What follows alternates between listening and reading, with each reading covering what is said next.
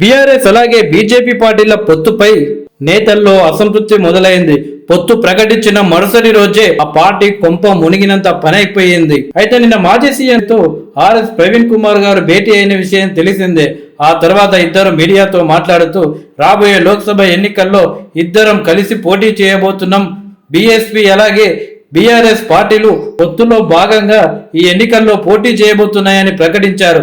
అయితే ఆర్ఎస్ ప్రవీణ్ కుమార్ తో BRS party పొత్తు పెట్టుకోవడం బీఆర్ఎస్ నాయకులు జీర్ణించుకోలేకపోతున్నారు. ఇప్పటికే పలువురు నాయకులు అసంతృప్తి సైతం వ్యక్తం చేయడం జరిగింది.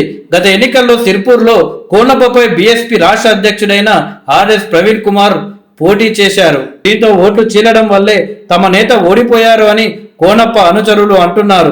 ఈ నేపథ్యంలో తాను కేసీఆర్ కు ఎంతో గౌరవించిన బీఎస్పీతో పొత్తు విషయంలో తనతో ఓ మాటైనా చెప్పకుండా నిర్ణయం తీసుకోవడంపై కోనప్ప మండిపడ్డారు. కేసీఆర్ తీరును నిరసిస్తూ పార్టీకి రాజీనామా చేశారు కోనప్ప. కాంగ్రెస్ లో చేరాలి అని నిర్ణయించుకున్నారు. ఈ క్రమంలో ఇవాళ సచివాలయానికి వెళ్లారు. మంత్రి పొంగులేటి శ్రీనివాస్ రెడ్డితో సమావేశమయ్యారు. కాసేపట్లో సీఎం రేవంత్ రెడ్డిని కలవనున్నట్లు తెలుస్తుంది.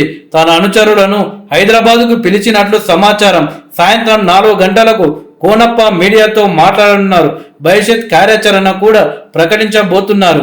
అయితే కోనప్పతో పాటు ఒక మాజీ మంత్రి, మరో మాజీ ఎమ్మెల్యే సైతం బీఆర్ఎస్ కు రాజీనామా చేసే అవకాశం ఉన్నట్లు తెలుస్తుంది. బీఎస్పీ పొత్తు విషయంలో కేసీఆర్ నిర్ణయంపై మాజీ మంత్రి ఇంద్రకరణ్ రెడ్డి, ముతోల్ మాజీ ఎమ్మెల్యే విరాట్ రెడ్డి కూడా గురుగా ఉన్నారని సమాచారం. వీరు కూడా బీఆర్ఎస్ కు రాజీనామా చేసి కాంగ్రెస్ లో చేరాలి అని నిర్ణయించుకున్నట్లు ప్రచారం జరుగుతుంది. కాగా గతంలో ఇంద్రకరణ్ రెడ్డి, కోనేరు కొనప్ప బీఎస్పీ తరపున ఎమ్మెల్యేలుగా పోటీ చేసి గెలుపొందారు.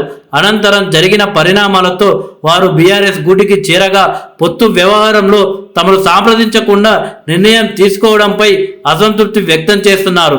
బీఎస్పీతో పొత్తు వ్యవహారం నచ్చక మరికొందరు మంది కీలక నేతలు పార్టీకి గుడ్ బై చెబితే లోక్సభ ఎన్నికల్లో బీఆర్ఎస్ కు భారీ డ్యామేజ్ తప్పదనే అభిప్రాయం రాజకీయ వర్గాల్లో అభిప్రాయం వ్యక్తమవుతుంది.